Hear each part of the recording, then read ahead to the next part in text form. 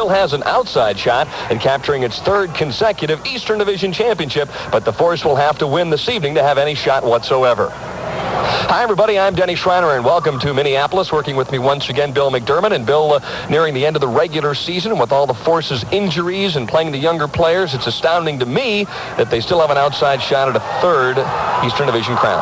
Very much so, Denny. I think astounding is the accurate word. But it would be true to form for the Cleveland Force, who have done so. That is, capture the Eastern Division title in the waning moments of the last two seasons. Well, the Force hasn't exactly played great soccer here at the Met Center this past year. They're 0-3 against the Strikers, 0-5 in their last 5 attempts.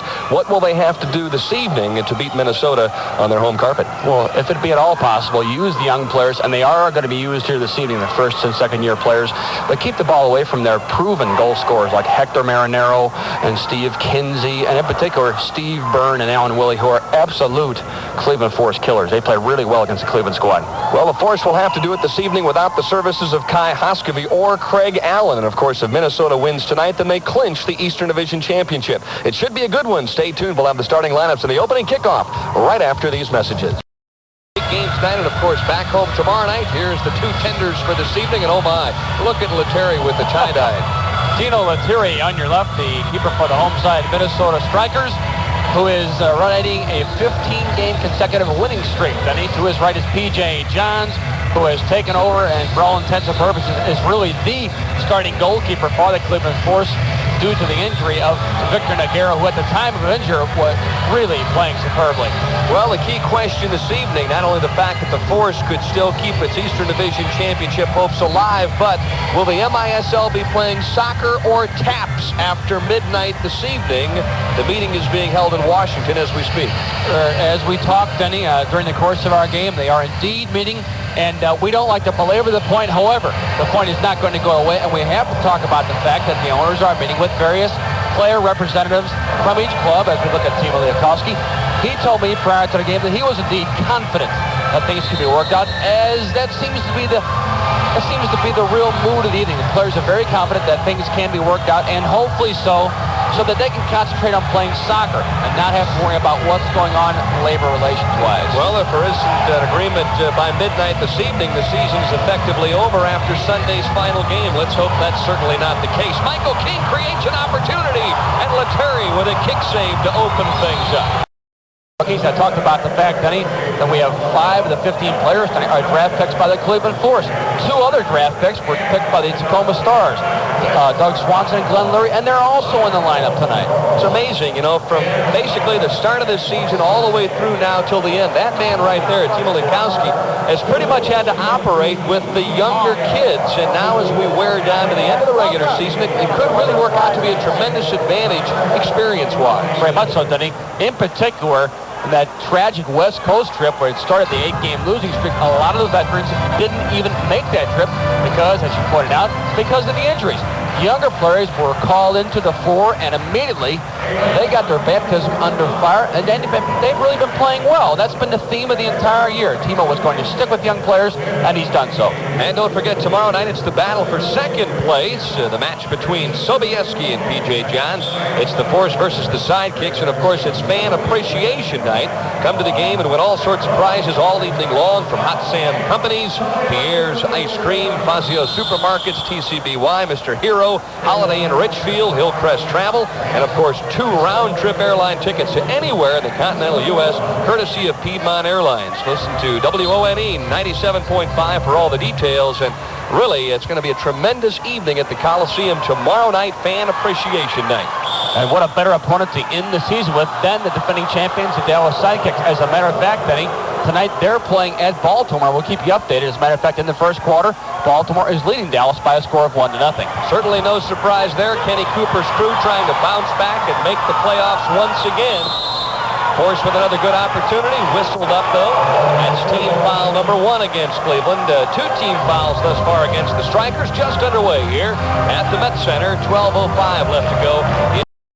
But the key to it was Dennis Mepham stepped in front of Steve Kinsey right when he was going to take the shot. Consequently, PJ was screened, but he made the stop, then covered up to prevent a rebound. Mepham with 13 blocks in his last 4 games, and I hesitate to say he's near 100%, awfully close, and he is Bill's halftime guest this evening. Well, that one ricochets in and out of the goal crease once, twice, point blank, and finally Cummins beats P.J. Johns, and that ball just simply would not be cleared. And that's exactly why the goal of the Dolphins. The ball was not cleared out of the backfield when the Force had the first opportunity to do so. And number 13, Stan Cummins, eventually makes it pay off. Here's Alan Willie in the far corner, knocks it across the face of the goal. Dennis rebounds the ball off PJ. Then Kinsey knocks it wide, gets his own rebound, finds Cummins unmarked, and he puts the home side Minnesota Strikers on top by a score of 1-0. Here's the end result of that goal. Kinsey finds Stan Cummins unmarked. They're at the penalty spot, so number 13 for the Minnesota Strikers puts his club on top. Walt Schmetzer on the right wing, lets it go. Letary high up now. Takes a good look, tries to chip it inside, but it's stolen away by Mike Sweeney. Andy Schmetzer with a steal. Really nice tackle by number 22, Andy Schmetzer. Sliding tackle. Very nicely done. And don't forget you're watching the Cleveland Force on WOIO 19, Shaker Heights, Cleveland, the television home of Cleveland Force soccer. Now that time a pass on the far post. A header possibility for DeFlorio. Carl gets it back. Another shot. Letary steers it high and away. Schmetzer lets go with one, and right now the Force just peppering that goal. They really are, and they're getting some clear-cut opportunities for shots on goal as the horn sounds to conclude that first quarter. Well, that's a shame because the momentum was obviously in Cleveland's favor. Carl Valentine hoping for a goal maybe in quarter number 2. We've come to the end of 15 minutes of soccer. It's Minnesota 1, Cleveland nothing. And you're watching Cleveland Force Soccer on 19. Dances around. Back it goes to Desi. Desi steps over, going to let one go, and that one just high and wide. That's good work by Desmond Armstrong because he received the ball in the opposite far corner, Denny. Bobby Joe knocked it back, and he saw the time and space to go sideways and get a shot off. That's exactly what he did. He took the ball from the side of the field, from congestion to an opening so he could get a shot on goal. Kinsey, and now it's 3-on-1. Waits, passes it through. Oh, and there's the finish off by Troy Snyder. Well, Kinsey set it up beautifully, and Snyder with an excellent ball. All he had to do was fire the net. Well, there's one simple reason why that goal was scored, Denny. It's a game of numbers. As you pointed out, it was 3-on-1, and you're simply not going to miss opportunities like that. There's number 5, Troy Snyder. And here's how the play develops once again all the way from the midfield level. Steve Kinsey going forward, immediately looking up, caught back by himself. There's Walt Schmetzer. There's Troy Snyder. PJ came out at the near post, tried to cover up on Troy Snyder, but he put it in the only place he could have, the opposite side netting. Here's number 11, Kinsey, looking up, cushions the ball, knocks it across the face of the goal and running on to it. Here's number 5, Troy Snyder. He puts his home club, the Minnesota Strikers, on top. Scored of 2-0. Kinsey with his second assist on the evening as well, and he has been busy here tonight. So now it's a 2-0 Striker lead. Steve Kinsey, that's his 20th and 21st assist of the year, Denny, to go along with 32 goals. They've been getting a lot of scoring from unexpected sources so far this year, the Minnesota Strikers have. Well, P.J. Johns basically left all alone that trip, and anytime you get these talented players with a 2-on-1 or a 3-on-1, boy, they're going to try and make it come true. And that's what any club in this league, they relish an opportunity like that, Penny, to attack with numbers. Once again, inside the box, and down goes Gino DeFlorio, and whistled up very quickly, number 20. Out and steps up on you, you get the ball to the open man, and then you just convert the layup. Exactly right, and you're really asking a lot of your goalkeeper to prevent a goal when it's 3-on-1. Yep. You're pretty much in a guessing game. Carl Valentine with a great individual move, and Carl with a left footer. Oh my! This guy scores goals from unbelievably difficult angles on goal. Number 10, Carl Valentine with his 22nd goal of the year. Here it is again. Bodies off defenders, cuts off defenders, takes the ball away from the defender. The end result goes across the face of the goal and across his body. Hits the ball with the left foot and puts it past Tino. Here's an excellent view. Number 10, Carl Valentine spins that ball with the inside of his left foot and draws the Cleveland Force to within 1. Number 10, Carl Valentine. Very nicely done. does his job, shows for the ball, digs the ball out, beats defenders, goes across the face of the goal, shoots it across his body. What else do you want to do? The human highlight film. Carl Valentine really taking matters into his own hand that trip. And the Force is now back to within a 2-1 count, and that should help a little bit. Very much so. That's what you want your big players, your veteran players to do, Denny. Alter the outcome of the game when they have the ball. Gino, tied up by Snyder, steps around, clears it off. Oh, what a pass that time. And King scores. And oh, look at Lettieri. He can't believe it as the entire Force team comes out to congratulate Michael King. Michael King simply runs across the face of the goal and redirects it. This is an absolutely tremendous play, engineered by number 11, Gino DeFlorio, and number 13, Michael King. Very nicely done as the Force equalizes. Who starts at number 10? Carl Valentine lays the ball off to DeFlorio, who does a beautiful job of bodying off number 5, Troy Snyder. He blisters it across the face of the goal, and number 13 gets inside of number 13 to slot home an equalizer. Here it is again. DeFlorio is simply looking to knock this ball across the face of the goal, hoping that somebody will run onto it. That's exactly what Michael King did. I think you could have put that ball in, Denny. Now, wait a minute. Let's not jump to conclusions. Great It is pass. near the end of the season. Great pass across the face of the goal by DeFlorio, and Michael King gets in behind Stan Cummins for an equalizer. Very nicely done. Goal number 17 for Kingy, and he's been on a tear the last 3 or 4 weeks, as has been DeFlorio. Gino now with 22 points in his last 16 games. It's only Michael King's 15th goal in 17 games. Oh, my. Willie with a shot that goes a little bit wide. Stolmeyer going to run out of a traffic jam with it. Well, this one is certainly heated up with about 3:55 left to go in quarter number 2. Things were looking bleak as the Strikers took a 2-0 advantage, but oh my, lightning struck twice here in a very short time, and the Force has bounced back off terrific goals by Carl Valentine and Michael King, and Cummins that time got a little trip, and that's the 6th team foul against the Strikers. So for the second time this evening, the team foul. O'Hara on the wing to Gleason, gets off a shot. That one right underneath the toes of Dennis Mepham. Kitson and Benny Dargle work a little 2-on-1. Kitson comes away with it. Nice to see Paul Kitson back on the carpet one more time. He's only played a couple of games. Well, the fans want a foul, but there's none committed. I don't think so either. Long shot, and that one nearly wide of the mark. Dennis Mepham with about a 60-footer. In front it goes, steered away. Midfield defender. I guess Dennis Mepham, that should be the first question right off the top. What is your preference on the squad? To play in the back or be more of an attacking role as a midfielder? Well, I think I probably prefer playing midfield. I get a little more chance to play up front. Though I've been playing defensively the last few games, so it doesn't really matter. Though I'm going to, push up as much as I can. Dennis missed a career high 20 games this year, and that supposedly stemmed from an innocent tackle back in one of our telecasts, Dennis, January 17th to be exact, against the Dallas Sidekicks. It wasn't too innocent to you, was it? Well, no. I mean, even though after it happened, I thought I'd be out a couple of weeks. I never thought I'd miss 2 months. Apparently, it's just one of those injuries that doesn't recover too fast. Between a broken bone and the bruised muscle, it just took much too long for me. But it's over with, so we'll just go on from there.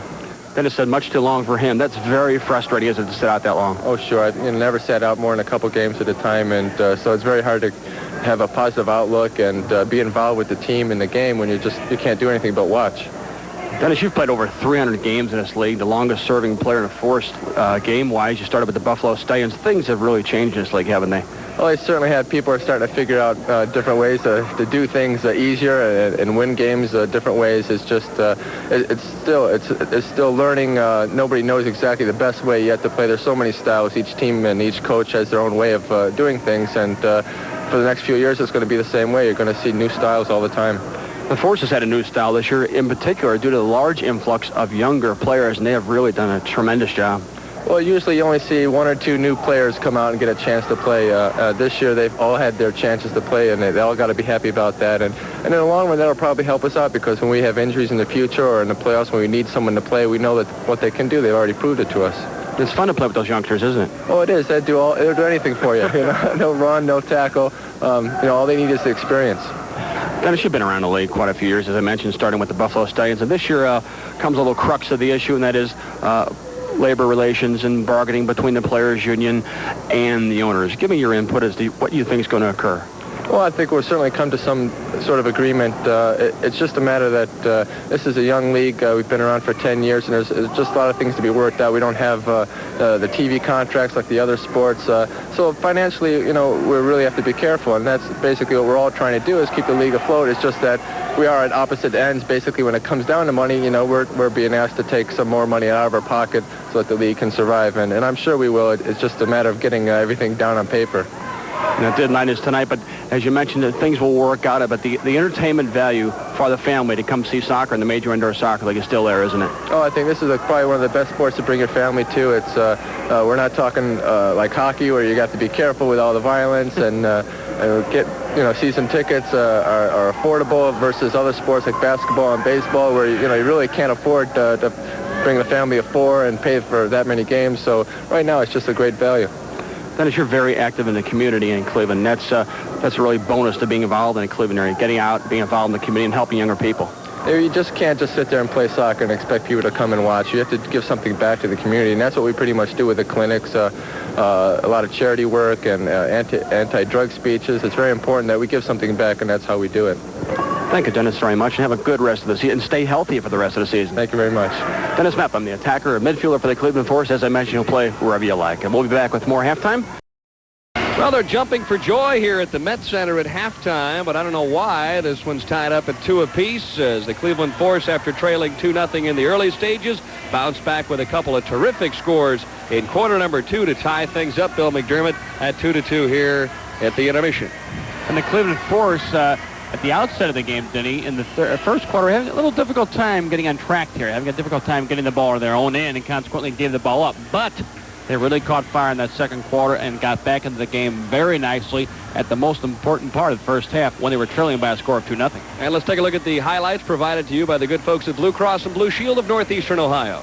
And the Minnesota Strikers got on top early in this game. Steve Kinsey takes a shot, rebounds all over the place. He eventually gets his own rebound, lays it off to number 13, Stan Cummins, who was unmarked. He got it behind that last defender, and he put his club on top very early on. Then the Minnesota Strikers again get involved in the flow of the attack. It's the Troy Snyder this time. He breaks loose the ball to number 11, Steve Kinsey. Now watch, the play is far from being over. Kinsey looks up and knocks the ball square to who? Number 5, Troy Snyder, who started the play at the opposite end of the field. Troy Snyder slots home very nicely and puts his club on top by a score of 2-0. But the Cleveland Force will have nothing of it. Dennis Mepham gets involved in the attack, lays it off to Carl Valentine. It wasn't easy to go forward for number 10, Carl Valentine, but he's very comfortable in close, tight situations like this. Breaks the ball to the center of the field, does number 10, Carl Valentine, and beats Tino Lettieri inside at the near post. Very nicely done by Carl Valentine. Tino Lettieri caught off his own line, gives it to the wrong man. Number 10, Carl Valentine, looks up, goes forward, finds DeFlorio, who bodies off number 5, Troy Snyder. Number 11, DeFlorio, laces this ball low and hard across the near post, and who runs onto it but number 13, Michael King, who has become a real prolific scorer late in this current season. And if that wasn't enough, this isn't a goal, but what a great try. Glenn Lurie takes a shot on goal. Now watch the end result of this play. It rebounds to number 7, Paul Kitson, who takes a shot. He gets his own rebound off the head of Hector Marinero. Watch this, not for weekend players. Number 7, Paul Kitson, his first game back in an eternity, takes a shot on goal. That was splendid. Well, I know one thing. If you keep shooting like that, you'll head to the chiropractor before too long. And one final question for you, Bill. What does Timo tell the troops now at halftime? Is it critical for them to come out and score the first goal of the third quarter? Well, the only thing for Cleveland is it's unfortunate that halftime came now, because they were clearly playing on top of the Minnesota Strikers. Keep up the flow of the attack. Keep these young players involved in the flow of the game and keep the ball away from Minnesota. All right, Force fans, keep your fingers crossed. We'll be back with the start of the third quarter right after Murray laid off and sliding through Benny Dargle to try and create some havoc. Good sliding tackle by Dargle, because that ball was going to be hit first time by a Minnesota Striker forward. So Dargle did his job. Updating you now, it's 4-1 Baltimore in the fourth over Dallas. It appears as if Kenny Cooper and his crew are going to come up with a victory tonight. Long pass out. Gino needs to control and start on the run. A step over move, gets off a blast, and he beats Lettieri from 35 feet. Whew. What a fabulous goal by Gino DeFlorio, who now has scored 12 goals along with 10 assists over the last 17 games. Number 11, Gino DeFlorio, a great ball out of the backfield by P.J. Johns, and he absolutely beats the keeper, Tino Lettieri, on this shot. Does number 11, Gino DeFlorio. Here's the end result of that pass. Good ball out of the back by Johns. Now watch number 11, DeFlorio. He goes to his more comfortable left foot. Tino Lettieri left standing flat-footed. And number 11, Gino DeFlorio, clearly beats the Minnesota keeper. Very nicely done between P.J. Johns and Gino DeFlorio. So at 1:06 of quarter number 3, DeFlorio unknots the tie, and all of a sudden it's a bit quiet here in the Force back home tomorrow night against Dallas. It's fan appreciation night, and Cleveland Force organization expecting a big crowd tomorrow night up in Richfield. Tickets are still available. And as Bill mentioned a little bit earlier, if they come up, I think, with 16,000 or more, the Force will lead the MISL in attendance for the 4th consecutive year. Well, they're just barely behind in average attendance right now to the Kansas City Comets, who are leading with 11,211. The Force have 11,036. So with a real nice crowd tomorrow night, they can record their 4th leading lead. As I'm talking, they score a goal. Well, Byrne kept it alive. Dargo got tangled up, and Hector Marinaro ran onto it and knocked it home. P.J. Johns left defenseless, and this one is all square now at 3 apiece. Well, that's Hector Marinaro for the Minnesota Strikers. Their leading goal scorer. As a matter of fact, the first player in Minnesota Strikers history to score 50 goals. Benny Dargo, usually sure in the back, momentarily loses the ball to David Byrne. Running onto it is number 21, Hector Marinaro. But that's the reason that play occurred, Denny. The ball was not cleared out of the backfield in a comfortable fashion. Number 21, Byrne, lays it across the face of the goal to Marinaro, who just toe pokes it past Michael King, and the end result is an equalizing goal. We're all tied now at 3 apiece. And this one, to say the least, has been an entertaining MISL soccer game. As I was about to say, Denny, the Force could lead the league in attendance for the 4th consecutive year with a nice crowd tomorrow night. There's number 21, Hector Marinaro, recording his 56th goal. As he controls, back it goes now to Stolmeyer. Walt Schmetzer. Stoley now. Force trying to spread out the strikers and find themselves a little avenue, perhaps. Exactly right. Then he's trying to use the entire field, keep the ball in the process. On the run with it now, number 10, Greg Thompson. Shut off there by Stolmeyer. Good job by Stolmeyer to come across. He realized that Thompson was going in one-on-one with P.J. Johns, and he had gotten behind Paul Kitson. Well, Cummins looks up at the clock and lets the shot go, and the rebound right at the last second up and over the top as Thompson tried to create a little havoc here with 1 second left. Boy, P.J. has made some saves tonight, hasn't he, Denny? Whew. Well, he's come up big, but both of these teams priming for the playoffs, if indeed there are any playoffs in the MISL. Well, the owners and player representatives from various clubs around the league hammering out a decision, which has to be made by midnight this evening, East Coast time. And there you have it, 3 quarters of play now in the books, and we're still tied at 3 apiece, so don't you dare go away. This last 15 minutes of soccer will be very exciting. And, of course, you're watching Cleveland Force Soccer times that not only the player reps, but the commissioner and some of the other executives in the MISL currently in Washington. One of those executives, Scott Wolstein, the vice president of the Cleveland Force, and we're all keeping our fingers crossed that everybody will get together tonight and pound out an agreement so that the MISL playoffs go on a schedule. Well, they were going to be locked in a room, Denny, literally. Bill Kentlin, the commissioner, Scott Wolstein from the Force, as we all know, and John Best from Tacoma Stars, and various player representatives going to knock out a decision. And still one of the things uppermost on our minds, the existing salary cap is $1.275 million, and the owners have issued an ultimatum, Denny, but it has to go down to $878,000. The players have issued a counter-proposal on a couple different occasions, but the owners say this is the way it has to be in order for the league to enjoy success in the future. So that's one of the things they're still working on. They're still working on the collective bargaining agreement and free agency and things of that nature. So it remains to be seen, but as we just pointed out, Denny, they want a decision, and they're demanding a decision. They have placed a deadline of midnight, April 15th, for this particular decision to take place. So hopefully we'll get a good result from those meetings in Washington. Well, they may be celebrating just a bit too soon here at the Met Center in Bloomington because we're tied at 3 apiece. As the ball is on the red dot here for the start of the 4th and final. And now we've got a final score from Baltimore. It was Baltimore 6 and Dallas 2. And so Kenny Cooper and that crazy crew from Baltimore right back in the thick of things. Oh, those wacky funsters from Baltimore, they're back in it. That would have been the first time in their existence if they had not made the playoffs. Florio with a breakaway. Lettieri comes out. Valentine runs onto it. Had to be a handball, though. Had to be a handball. It was the only way that Valentine could have been kept from scoring. Number 5, Troy Snyder on his own goal line. Actually, the right decision to make, Denny Schrader, because the ball was clearly in, as this picture will show you. The Florio knocks it across the face of the goal. Now watch this shot. With the outside of his right foot. That's not an easy ball to strike and keep it low and close to goal. That's exactly what happened there. Troy Snyder with the intentional handball, so he'll serve a 2-minute penalty, and the fourth in the process will receive a penalty kick. There's number 3, John O'Hara, with the yellow armband on his left arm that indicates he's the team captain for the Minnesota Strikers. Only successful penalty kick on the season provided by Craig Allen against the Baltimore Blast. That one all the way back in November.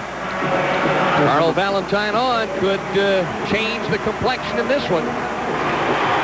There's number 5, Troy Snyder, who committed that handball. And number 10, Carl Valentine. He will be the kicker. You saw Gino DiPolito pointing to number 10, Carl Valentine. He was pointing to Valentine to let Tino Lettieri know who exactly the penalty kick taker was. Valentine has already scored once this evening. He would dearly love to make it number 2 and unlock this one and give Cleveland a 4-3 advantage.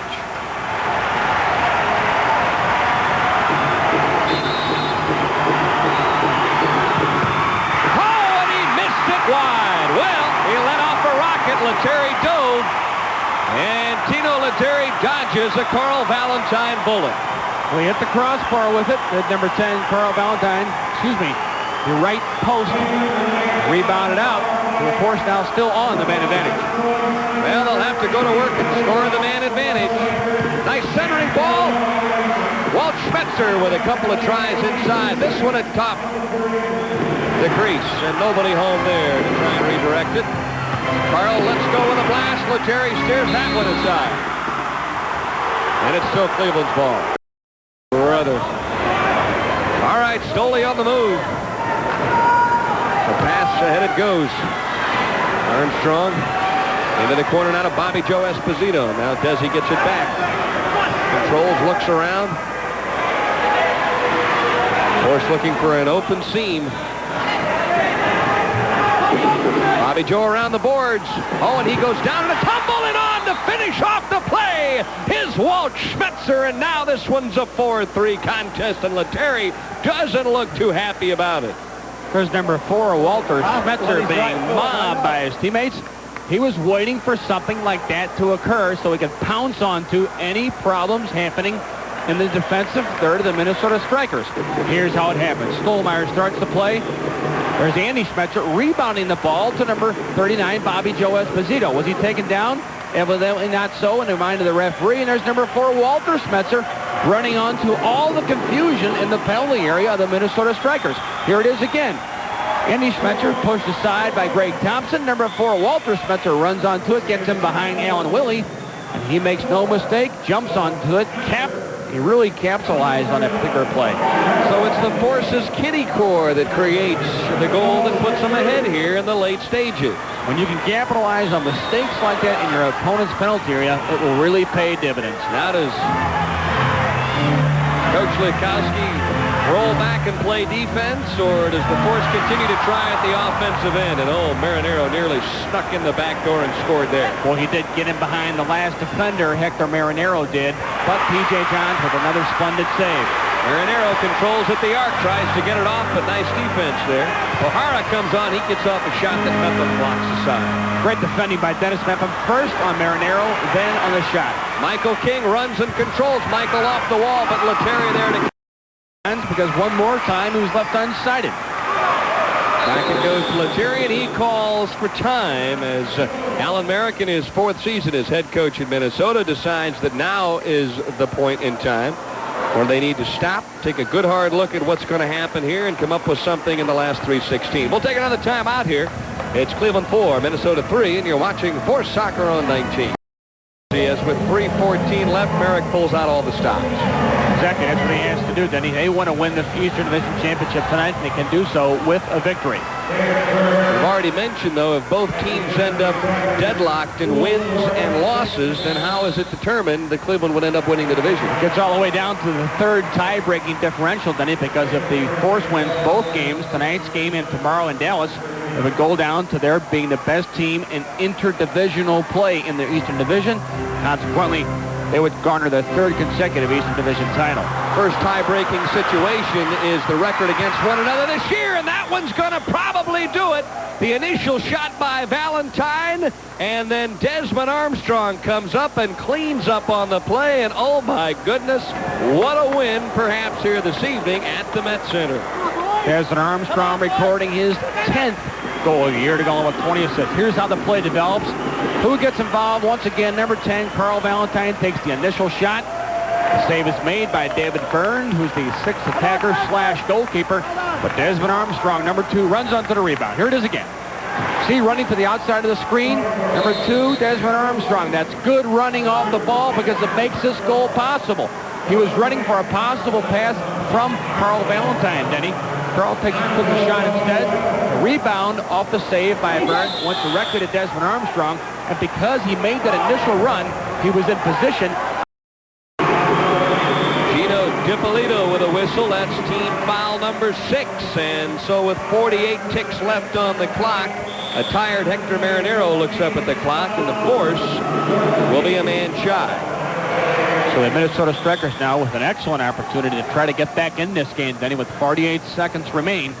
5-3 now, and that goal now by Desmond Armstrong looms extremely large. Well, you might say there's no way they could score 2 goals in 48 seconds, but earlier this evening when the Force trailed 2-0, Carl Valentine and Michael King teamed up within 36 seconds. Exactly right, and they were done in an electrifying fashion. And don't kid yourself, the Minnesota Strikers have their most prolific offensive players out on the field, so it is indeed possible. But the Force defensive players this evening have been playing superbly. Cummings chips it to Kinsey, gets it back. That one ricochets through, a dangerous play, and now it is up and over the top of the goal. So with 38 seconds left, the Force breathing a little easier.